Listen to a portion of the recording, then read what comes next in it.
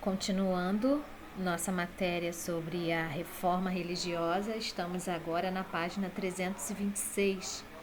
Vimos que na Alemanha, um monge chamado Martim Lutero estava aí apenas querendo falar a opinião dele em relação às atitudes da Igreja Católica na época, né? Que ele não concordava. E duas dessas atitudes era a venda de indulgências, que é a venda do perdão dos pecados, e a venda de relíquias sagradas, né? Objetos que supostamente pertenciam aos santos. Então, Martim Lutero, o que ele fez? Ele colocou 95 teses na porta da igreja, aonde ele era o pároco, né? Igreja de Wittenberg, na Alemanha, e aquilo repercutiu muito, né? E chegou o momento em que a igreja vai excomungá-lo, quer dizer, vai expulsá-lo, né? Não era isso que ele queria. Ele queria apenas que as pessoas vivessem como os cristãos, como foi proclamado lá por Jesus Cristo, né? Então essa era a ideia dele. Mas não foi isso que aconteceu, né? Tudo repercutiu aí para um modo que houvesse a separação, né? A separação dos cristãos entre católicos e protestantes, né? Ele achava que a pessoa ia ser salva a partir da sua fé, sem precisar de intermediários, né? Isso era a ideia de Martim Lutero, né?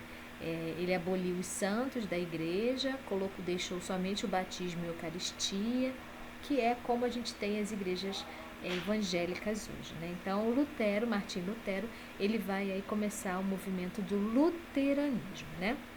Isso foi na aula passada. Então, na Alemanha, o que vai acontecer, né, pós essa reforma promovida por Lutero? Vai começar a ter revoltas camponesas. As revoltas camponesas, o que é, né? Ela está contestando a autoridade da Igreja Católica, né? Lutero começou aí um movimento que acho que ele não tinha ideia de como ia crescer, né? Então, os camponeses começaram a se revoltar contra os privilégios da nobreza e do clero, passaram a exigir alguns direitos que haviam sido abolidos, por exemplo, o uso de terras comunais. No feudalismo a gente estudou isso, o feudo era dividido, né, em terras comunais, manso servil, manso senhorial. Provavelmente essas terras comunais não eram mais possíveis ser aí usada por essa população pobre, e aí eles estão aqui, esses camponeses começaram a reivindicar esses direitos a partir desse movimento de reforma, né? Então, o que eles vão fazer, né? Esses camponeses começaram a saquear e queimar igrejas e castelos, né?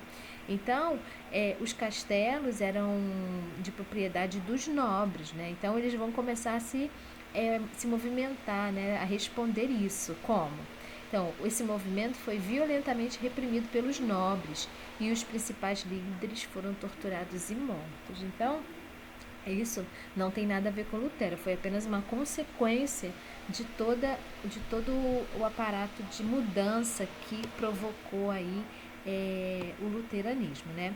Então, a gente tem agora na Suíça uma pessoa chamada João Calvino, né? Ele começou, essas ideias de Lutero começou a atingir outros lugares, outros países, né? E chegou até a França, aonde Lutero era um teólogo, um estudioso, né, da palavra de Deus, e ele começou aí a difundir essas ideias protestantes de Martim Lutero, né?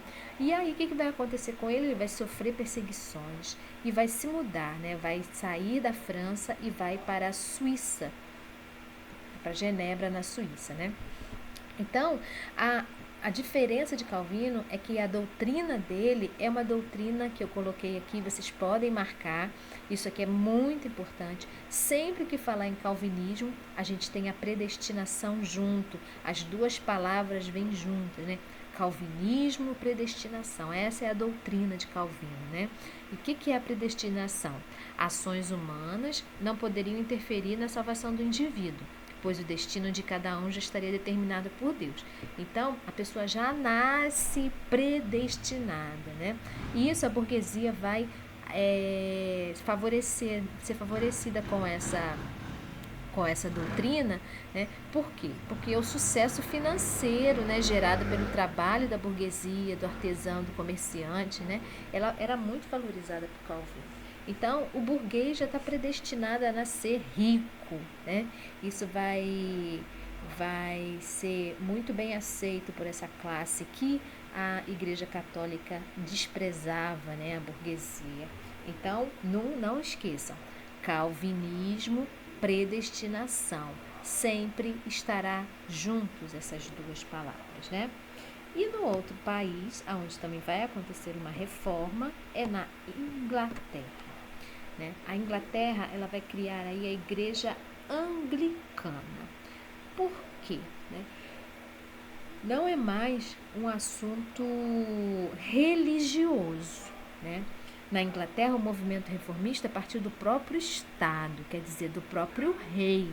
O rei Henrique VIII pretendia limitar o poder exercido pela Igreja Católica no país. Por quê? Por questões pessoais. Vamos ver aí o próximo parágrafo, né? Um desentendimento entre Henrique VIII e o Papa. O que Henrique VIII queria? A anulação do seu casamento.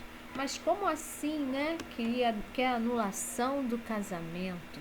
Ele, já casado com Catarina de Aragão, não conseguiram gerar um herdeiro do sexo masculino. Então, um rei, ele sempre quer ter um filho homem para ser o seu sucessor no trono.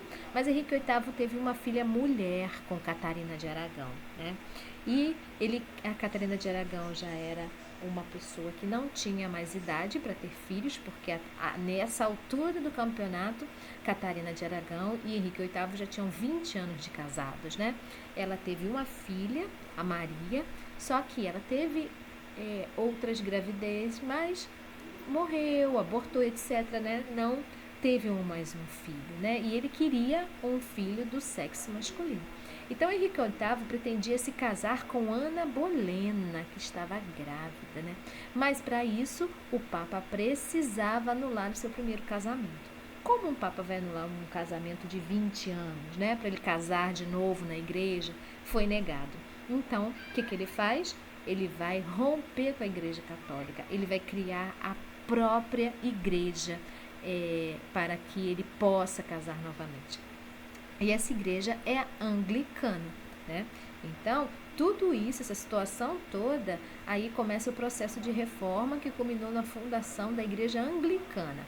Além de anular o poder da Igreja Católica no país, o Estado tomou posse de suas terras e demais riquezas. Então, a Igreja Católica não tem mais nenhum poder na Inglaterra depois da fundação dessa Igreja Anglicana. E o que vai acontecer? Ele vai casar com Ana Bolena. Ana Bolena tem uma filha também, não é homem, não é um herdeiro homem. Ana Bolena tem a Elizabeth, né? E por curiosidade, Henrique VIII teve 6 esposas que eu vou falar essa curiosidade para vocês daqui a pouco, né? E houve outros movimentos com alcance menor, né? Um movimento pequeno que não teve toda essa importância na história como esses 3, né? Que é o zwinglismo e o anabatismo, que são esses 2 aqui, né? Tiveram um alcance menor.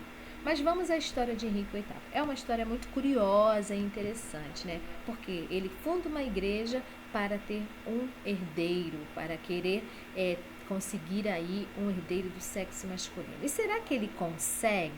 Vamos ver. Então vamos lá, né? Este é Henrique VIII. Esse é o autorretrato de Henrique VIII, né? Então, ele vai governar a Inglaterra. A Inglaterra é este território, aqui com capital em Londres. Então, apesar de ter sido um rei com poderes absolutos, ter rompido com a Igreja Católica, criando sua própria religião e submetido aos nobres ingleses à sua autoridade, Henrique VIII ficou conhecido na história por ter se casado 6 vezes. Então, a gente viu lá na apostila que a primeira esposa é Catarina de Aragão. A Catarina de Aragão era uma princesa espanhola, filha dos reis da Espanha, né? Então, ela casou com o irmão de Henrique VIII. Só que o irmão dele morreu subitamente, antes de consumar o casamento, né? E aí, em 1509, ela casa com o Henrique VIII, num casamento arranjado pelo pai, né? Ficam casados até 1533, quando Henrique VIII decidiu acabar com a influência da Igreja Católica na Inglaterra e ficar com as terras e os tesouros que pertenciam à Igreja. Que a gente já falou isso lá na apostila, né? E aí ele casa com Ana Bolena, que é aquela pessoa que está naquela página lá com ele, né? Ele casa com Ana Bolena.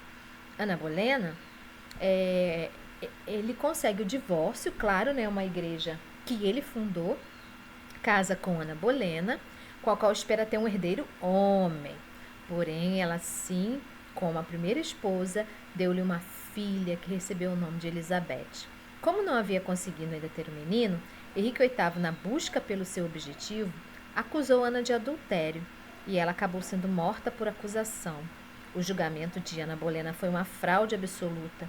Ela era, na verdade, inocente, mas foi condenada e ainda assim morreu com grande dignidade. Ela foi decapitada. A terceira esposa é a Jane Seymour. Casou-se com Henrique VIII 6 dias após a execução de Ana Bolena. Jane Seymour foi a mulher favorita de Henrique, a mulher que ele amou mesmo, né? Tanto que ela está enterrada ao seu lado, né? Ela morre após o parto, mas gerou o tão esperado filho, o Eduardo IV, Eduardo VI, né? E sucessor ao trono de Henrique VIII. A quarta esposa é Ana de Cleves. Era uma princesa alemã. Casou-se com ele por motivos políticos. Ela não era bonita e tinha um rosto marcado por cicatrizes de uma doença chamada varíola. O casamento foi anulado pelo parlamento 6 meses depois. Ela ficou na Inglaterra, se comportou com grande dignidade. Ela recebeu uma generosa soma de dinheiro, era bem-vinda à corte, era chamada irmã amada do rei. Casou por motivos políticos, mas não deu certo, né? A quinta esposa é Catherine Howard. Então, ela era inglesa. Ela ficou casada com Henrique por 16 meses. Olha só, ele com quase 50 anos, ela com 19. Mas, como ela era uma adolescente, ela era muito indiscreta, né? Ela falou mesmo que admitiu que tinha alguns casos antes de se casar. Esse fato invalidaria o matrimônio. Há indícios que ela manteve amantes durante o casamento e também foi decapitada. A sexta esposa é Catherine Parr, né? Catherine Parr também era inglesa. Ela já tinha sido casada, né? E enviuvado 2 vezes. Então, ela era viúva. Não tinha problema nenhum casar de novo, né? Então, o Henrique VIII vai falecer, vai morrer, ainda casado com ela, né? Então, a mulher com quem Henrique deveria ter ficado junto desde o começo era ela, né? Mais madura, mais centrada. Ela era virtuosa, esperta, leal. Enquanto foi rainha, procurou conciliar o rei com as suas 2 filhas, a princesa Mary e Elizabeth, que ele considerava bastardas.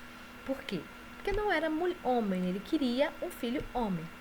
Então, quando Elizabeth completou 13 anos de idade, Henrique VIII morreu. E como era de se esperar, à vontade do rei, o seu filho, Eduardo VI, assumiu o trono com 9 anos de idade. Mas o novo rei tinha uma saúde bem frágil e ele vai morrer de tuberculose. E aí, nesse caso, a sucessora por direito era Mary, a filha mais velha. E a primeira filha de Henrique com Catarina, né? Aqui a gente tem o Eduardo, nessa imagem, a Mary, nessa imagem, e depois que a Mary morre, a Elizabeth toma o poder, assume o trono, né? Elizabeth que vai colocar a Inglaterra como sendo aí o país mais poderoso economicamente falando, né? É a Elizabeth que vai ter aí essa incumbência, vai colocar o anglicanismo, né? Consolidar a religião que o pai fundou e colocar a Inglaterra no primeiro lugar do mundo aí, economicamente falando, né?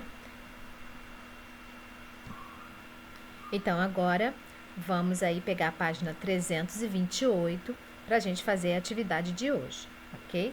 Até a próxima aula.